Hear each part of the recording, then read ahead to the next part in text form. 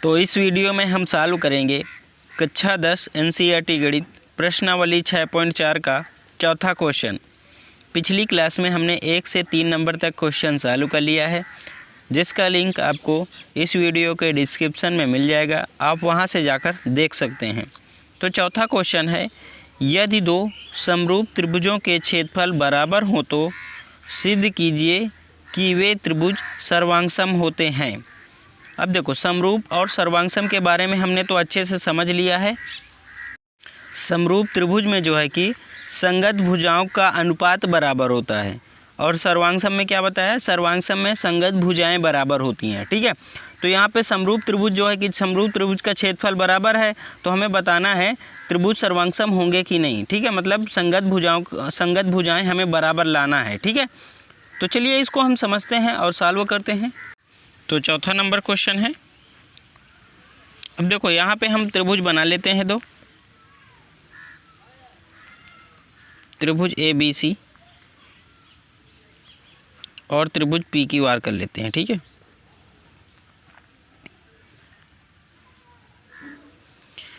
दोनों त्रिभुज समरूप हैं और दोनों का क्षेत्रफल बराबर है।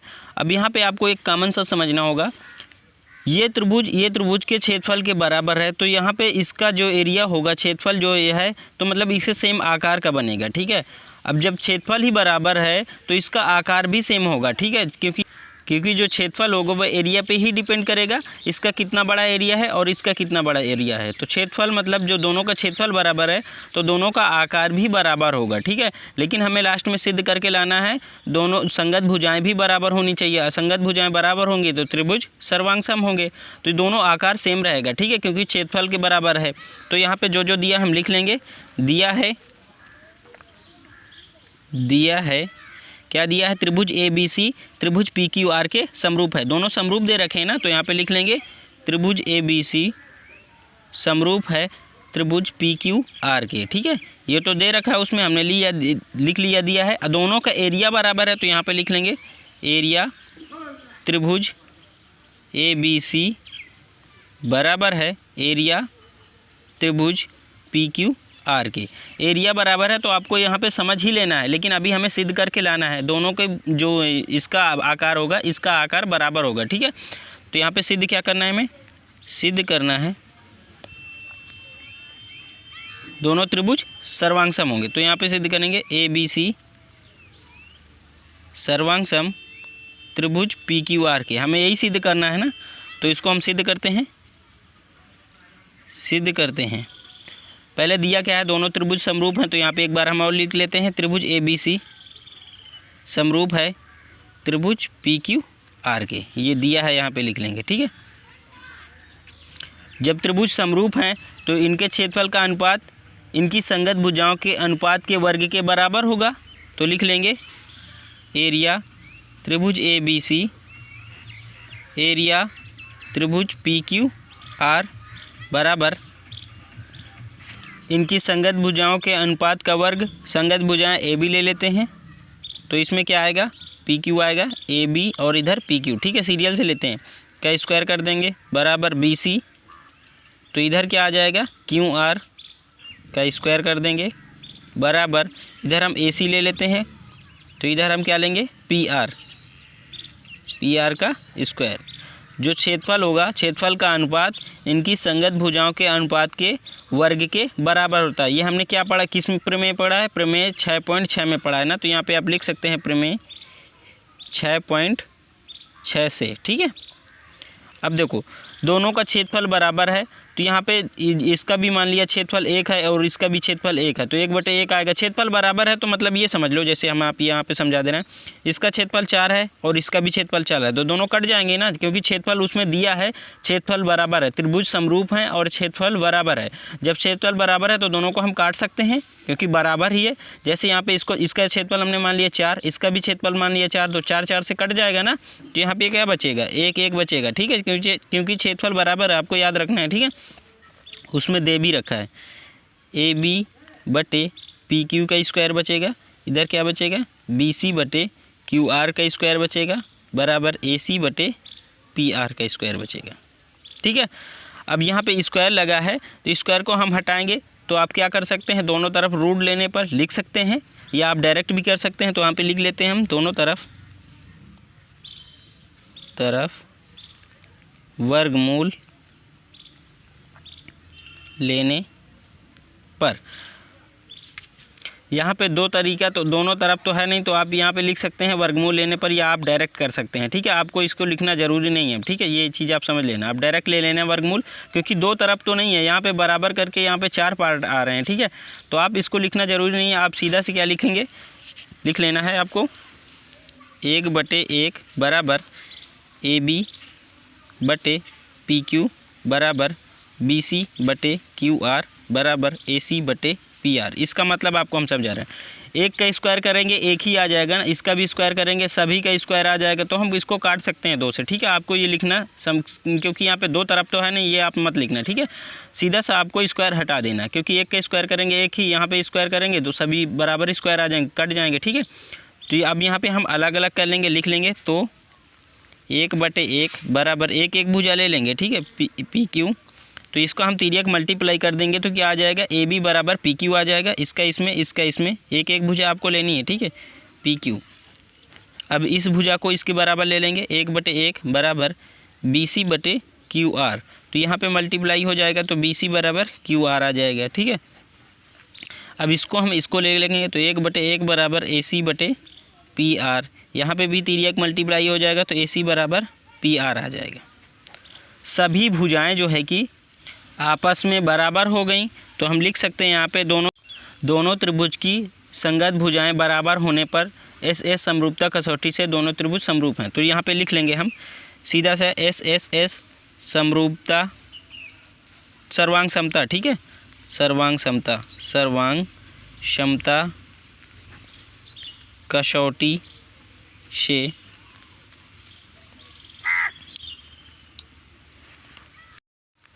त्रिभुज ABC सर्वांगसम होगा त्रिभुज PQR के। ठीक है, यही हमें सिद्ध करना था, सिद्ध हो गया। अब हम अगला क्वेश्चन 5वां देख लेते हैं। तो 5वां नंबर क्वेश्चन है, एक त्रिभुज ABC की भुजाओं AB, BC और CA के मध्य बिंदु क्रमशः DE और F हैं। त्रिभुज DEF और त्रिभुज ABC के क्षेत्रफलों का अनुपात ज्ञात कीजिए। त्रिभुज ABC दिया है और उसमें भुजाएं AB और BC और CA के मध्य बिंदु दे रखे हैं DEF। ठीक है, तो हमें क्षेत्रफल का अनुपात ज्ञात करना है जो दूसरा त्रिभुज बनता है DEF का। ठीक है, दोनों त्रिभुज के क्षेत्रफल का अनुपात हमें निकालना है। तो चलिए इसको हम सॉल्व करते हैं।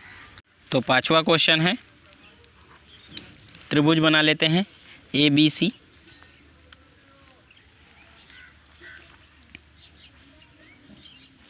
A, B और ये C, इसके मध्य बिंदु दे रखे हैं। AB का मध्य बिंदु क्या दे रखा है, EB का मध्य बिंदु E दे रखा है, तो यहाँ पे E रख लेंगे AB भुजा का, और BC भुजा का मध्य बिंदु E है, और AC भुजा का मध्य बिंदु F है। ठीक है, इनको मिला लेते हैं तो यहाँ पे एक त्रिभुज बनता है। ठीक है, इसको हम D बोलेंगे, इसको हम E बोलेंगे और इसको हम F बोलेंगे। ठीक है, तो यहाँ पे एक त्रिभुज बन गया DEF, और त्रिभुज ABC पहले से दिया है। अब देखो इसमें जो दिया होगा हम लिख लेंगे, क्या दिया है, त्रिभुज ABC की भुजाएं AB और BC BC और CA की मध्य बिंदु या के मध्य बिंदु क्या दे रखे हैं, D, E और F हैं।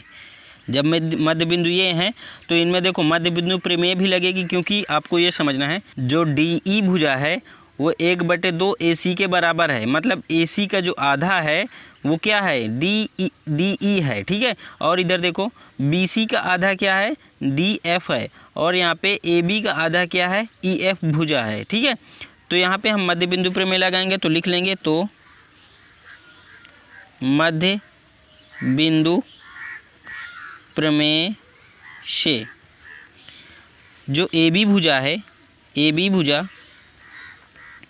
भुजा का इसका आधा क्या है, इसका आधा है FE। यहाँ पे हम FE को दुगना कर देंगे या EF बोलें, मतलब ई एफ का दुगना जो है कि वो ए बी के बराबर है, या बोल सकते हैं अगर इस 2 को इस पार भेजेंगे तो 1/2 हो जाएगा, तो बोल सकते हैं ई एफ जो है कि 1/2 ए बी, मतलब 1/2 ए बी का आधा है, ठीक है, ये बोल सकते हैं। तो यहाँ पे हम लिख सकते हैं ई एफ बराबर इस 2 को उस पार भेजेंगे 1/2 ए बी आ जाएगा, मतलब ई एफ भुजा जो है कि एक ए बी के आधा है, ठीक है। तो और दूसरी भुजा ले लेते हैं, जैसे डी ई भुजा ले लेते हैं। यहाँ पे हम ऐसे ही लिख देते हैं डी ई भुजा किसका आधा है, ए सी भुजा का आधा है, ए सी का आधा है, ठीक है।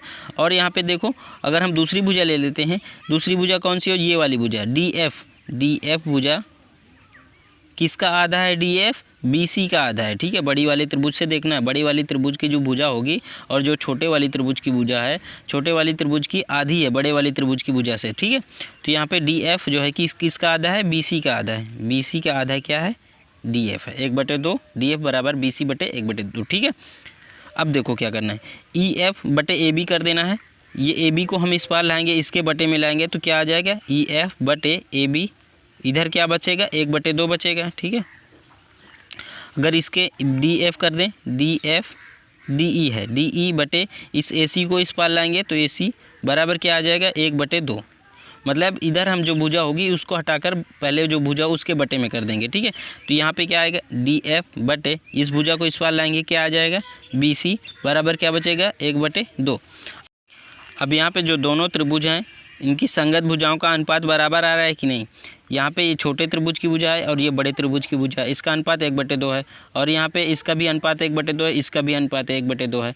तो यहाँ पे देखो दोनों त्रिभुज हैं, इनकी संगत भुजाओं का अनुपात बराबर है, तो हम बोल सकते हैं दोनों त्रिभुज समरूप होंगे, ठीक है। तो यहाँ पे क्या लिख सकते हैं हम, एस समरूपता कसौटी से त्रिभुज ए बी सी समरूप होगा किसके, त्रिभुज ई एफ डी। अब इसको आप समझो, हमने यहाँ पे ई एफ डी कैसे लिखा आपको यहाँ पे समझना है। ए बी भुजा हमने लिया, यहाँ पे ई एफ है तो यहाँ पे पहले ई एफ लिखना, पहले ए बी है ना तो यहाँ पे ई एफ ही आपको लिखना पड़ेगा, ठीक है। ये भुजा हमने लिखी, इसके बाद बी सी, तो यहाँ पे बी सी देखो ये भुजा किसके बराबर, डी एफ के, यहाँ पे एफ डी या डी एफ, बात तो ऐसे ही ना आगे पीछे, तो लेकिन हम लिख सकते हैं एफ डी या डी एफ लिख सकते हैं, ठीक है। अब यहाँ पे देखो तीसरी भुजा क्या है, डी ई और ए सी पहले यहाँ पे देखो ये वाली इसको लिया हमने और इसको लिए, यहाँ पे क्या है, डी ई, तो यहाँ पे इधर डी और ई, या इसको ई डी बोल सकते हैं, बात तो वही है, ठीक है। तो दोनों भुजा लिखने का, त्रिभुज लिखने का आपको ऐसे तरीका याद रखना होगा, ठीक है। अब समरूप होंगे त्रिभुज तो इनके जो क्षेत्रफल का अनुपात होगा इनकी संगत भुजाओं के अनुपात के वर्ग के बराबर होगा, तो हम लिख सकते हैं, तो एरिया त्रिभुज ए बी सी। लेकिन आपको यहाँ पे देखो पहले हम छोटे त्रिभुज का एरिया निकालेंगे, तो यहाँ पे हम पहले क्या लिखेंगे, ई एफ डी बटे एरिया, फिर हम बड़े त्रिभुज का एरिया निकालेंगे, क्योंकि यहाँ पे दे रखा है ना त्रिभुज डी ई एफ और त्रिभुज ए बी सी के क्षेत्रफल का अनुपात निकालना है। तो पहले हम छोटे वाले त्रिभुज के क्षेत्रफल निकालेंगे बटे फिर अनुपात कर देंगे बड़े वाले त्रिभुज के क्षेत्रफल, ठीक है, ए बी सी। अभी यहाँ पे देखो इसकी भुजा ई एफ बटे इसकी भुजा क्या हो जाएगी, भुजा के त्रिभुज के हिसाब से आपको लिखना है, ई एफ बटे ए बी हो जाएगी, इसके अनुपात का वर्ग हो जाएगा। यहाँ पे ये एफ है, ठीक है, एफ डी, अब हम भुजा लेंगे एफ डी बटे क्या हो जाएगा, बी सी हो जाएगा, बी सी का वर्ग हो जाएगा। और यहाँ पे ई डी भुजा ले लेंगे, ई डी बटे नीचे क्या आ जाएगा, ए सी भुजा, ठीक है। तो एरिया त्रिभुज ई एफ डी बटे एरिया त्रिभुज ए बी सी। अब यहाँ पे कोई सी भुजा ले लेंगे, एक भुजा लेंगे क्योंकि सभी का अनुपात बराबर ही है। तो यहाँ पे देखो ई एफ क्या है, ये यहाँ पे ई एफ बटे ए बी, तो 1/2 है तो 1/2 लिख लेंगे। एक ही भुजा लेंगे क्योंकि सभी बराबर है ना, तो इसका स्क्वायर कर देंगे, 1/2 का स्क्वायर करेंगे क्या आएगा, 1/4 आ जाएगा। यहाँ पे यही लिखना है, एरिया त्रिभुज ई एफ डी बटे एरिया त्रिभुज ए बी सी। अब इसका अनुपात बटे में है तो इसको हम क्या लिख सकते हैं, 1:4। तो इसका अनुपात क्या निकला, 1:4 निकला, ठीक है। अब हम अगला क्वेश्चन सॉल्व कर लेंगे। तो अब छठा क्वेश्चन है, सिद्ध कीजिए कि दो समरूप त्रिभुजों के क्षेत्रफलों का अनुपात इनकी संगत माध्यिकाओं के अनुपात का वर्ग होता है। देखो यहाँ पे दो समरूप त्रिभुज हैं, इनके क्षेत्रफल का अनुपात इनकी संगत माध्यिका जो त्रिभुज होंगे इनकी माध्यिकाओं के अनुपात का वर्ग होता है, हमें सिद्ध करना है। ठीक है, मतलब माध्यिकाओं के वर्ग के अनुपात के बराबर होता है कि नहीं। ठीक है, तो चलिए इसको हम समझते हैं और सॉल्व कर। तो छठा क्वेश्चन है, तो यहाँ पे हम दो त्रिभुज ले लेते हैं। ये हमने एक त्रिभुज ले लिया, इसका नाम हम ABC दे देते हैं। ठीक है, ABC, और इसकी माध्यिका एक है, यहाँ पे 90 अंश का कोण बनाती है। ठीक है, इसका नाम हम D दे देते हैं। और एक त्रिभुज ले लेते हैं, इसको हम PQR बोल देते हैं, PQR। इसकी माध्यिका है, यहाँ पे 90 अंश का कोण बनाएगी, और इसको हम PQRS कर देते हैं। ठीक है, अब देखो ये वाला त्रिभुज इसके समरूप है, तो मतलब इसकी संगत भुजाओं का अनुपात, दोनों की संगत भुजाओं का अनुपात बराबर होगा। ठीक है, तो लिख लेंगे यहाँ पे त्रिभुज दिया है, या आप लिख सकते हैं त्रिभुज ABC। ठीक है, त्रिभुज ABC समरूप है त्रिभुज PQR के, ये इसमें दिया हुआ है। ठीक है, दिया है, तो इसकी जो संगत, दोनों की संगत भुजाओं का अनुपात होगा वो बराबर होगा। AB और PQ का जो अनुपात होगा, AB बटे PQ का अनुपात होगा, वही अनुपात BC बटे QR के अनुपात के बराबर होगा। और वही अनुपात, और इधर हम क्या लिख सकते हैं, AC भुजा बटे PR भुजा का अनुपात के बराबर होगा। ठीक है, तो इनकी संगत भुजाओं का अनुपात बराबर हो गया।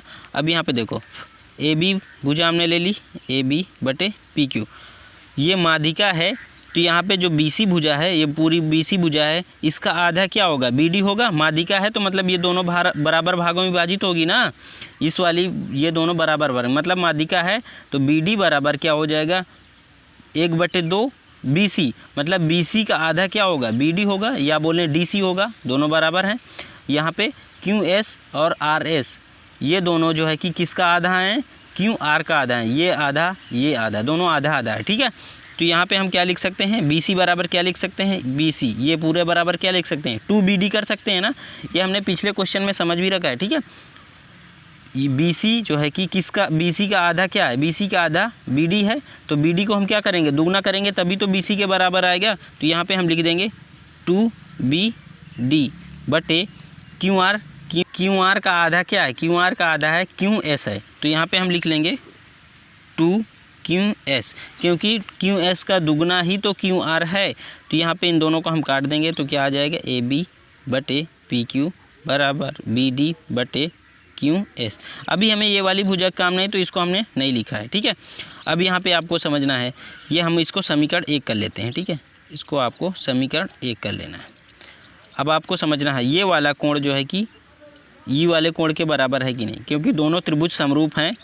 यहाँ पे आपको लिख लेना चाहिए, लेकिन हम यहाँ पे समझा दे रहे हैं, ये वाला कोण जो है कि ये वाले कोण के बराबर है, क्योंकि त्रिभुज ABC त्रिभुज PQR के समरूप है। जब समरूप है तो इसके सभी कोण इसके सभी कोण के बराबर होंगे, आपको ये समझना होगा। ठीक है, ये हमने समझा भी रखा है, त्रिभुज ABC त्रिभुज PQR के बराबर है, तो A कोण किसके बराबर होगा, P कोण के बराबर होगा। कोण B किसके बराबर है, कोण Q के बराबर है। कोण C किसके बराबर है, कोण R के बराबर होगा। जब त्रिभुज समरूप होते हैं तो उसके संगत कोण बराबर होते हैं। ठीक है, ये हमने समझा हुआ है। ठीक है, तो यहाँ पे B कोण किसके बराबर हो जाएगा, कोण Q के बराबर हो गए, तो लिख लेंगे हम कोण B जो है कि किसके बराबर हो जाएगा, कोण Q के बराबर हो जाएगा। अब इसमें एक कोण दोनों के बराबर, ये वाला कोण ये वाले कोण के बराबर हो गया।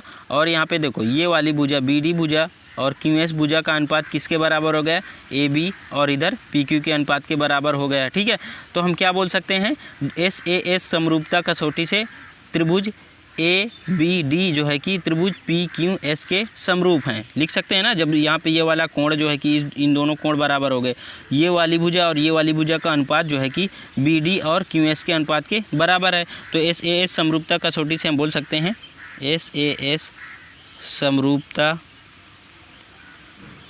कसौटी से त्रिभुज ABD समरूप है त्रिभुज PQS के। ठीक है, SAS समरूपता कसौटी से। ठीक है, तो इसकी जो संगत भुजाएं हैं और जो इस त्रिभुज की संगत भुजाएं हैं, इनका अनुपात बराबर होगा, तो लिख सकते हैं AB बटे इधर क्या आ जाएगा, PQ आ जाएगा, बराबर इस भुजा को ले लेते हैं AD को, AD बटे इधर क्या आ जाएगा, PS आ जाएगा। ठीक है, तो हम क्षेत्रफल लगाएंगे, तो एरिया त्रिभुज ABC, पूरे के त्रिभुज को ले लेते हैं क्योंकि ये वाली भुजा इस भुजा के हमने ला दी, ये वाली भुजा का अनुपात जो है कि इस वाली भुजा और इस वाली भुजा के बराबर तो हमने ला दिया है। तो यहाँ पे हम पूरे त्रिभुज के क्षेत्रफल ले लेंगे दोनों के, त्रिभुज ABC बटे एरिया त्रिभुज PQR बराबर क्या होगा, पूरे त्रिभुज ये वाला त्रिभुज और ये वाले त्रिभुज का क्षेत्रफल का अनुपात ले लिए हैं, ठीक है, त्रिभुज ABC और त्रिभुज PQR का। तो क्षेत्रफल का अनुपात क्या हो जाएगा, इनकी संगत भुजाओं के अनुपात के वर्ग के बराबर हो जाएगा। तो इधर AB भुजा आ जाएगी बटे PQ भुजा आ जाएगी, इसका अनुपात वर्ग हो जाएगा, और यहाँ पे BC भुजा आ जाएगी बटे QR भुजा आ जाएगी, इसका भी वर्ग हो जाएगा, और यहाँ पे AC भुजा बटे PR भुजा, इसका भी वर्ग हो जाएगा। लेकिन यहाँ पे आपको समझना है AB बटे PQ भुजा बराबर हमने क्या सिद्ध किया है, यहाँ पे AD बटे PS सिद्ध किया है ना, तो इसकी जगह हम इसको रख देंगे AD बटे PQ का वर्ग, ठीक है जी, क्योंकि बराबर है तो यहाँ पे इसका वर्ग कर देंगे। तो यहाँ पे हम लिख सकते हैं एरिया त्रिभुज ABC बटे एरिया त्रिभुज PQ, यही हमें सिद्ध करना, ठीक है। यहाँ पे हमने स्टार्टिंग में ज़्यादा कुछ नहीं लिखा तो आपको यहाँ पे लिख लेना पड़ेगा सिद्ध जो करना है, हमने सिद्ध करना जो सिद्ध किया हमने वो चीज़ लिखा नहीं था, ठीक है। सिद्ध करना है, क्या सिद्ध करना है, एरिया त्रिभुज ABC बटे एरिया त्रिभुज PQR, क्या सिद्ध करना है, इनके माध्यिकाओं AD बटे PS, ठीक है। ये हमने जो दिया था उसको हमने लिखा नहीं है, ठीक है। तो ये चीज़ आप लिख सकते हैं जो सिद्ध करना है, फिर इसके बाद आपको यहाँ पे सॉल्व करना है, यहाँ पे हल लिख देना है, ठीक है। इसके बाद आपको सॉल्व करना है। तो वीडियो ज़्यादा लंबी है इसीलिए मैंने सोचा शॉर्ट कर दिए, तो आप इसको पूरा लिख सकते हैं, ठीक है। जो जो दिया होगा आप पूरा लिख लेना, माध्यिकाएँ यहाँ पे दिया करके लिख सकते हैं, ठीक है। तो वीडियो कैसी लगी कमेंट करके ज़रूर बताइएगा, और चैनल को नहीं सब्सक्राइब किया है तो चैनल को सब्सक्राइब कर लीजिएगा। Thank you.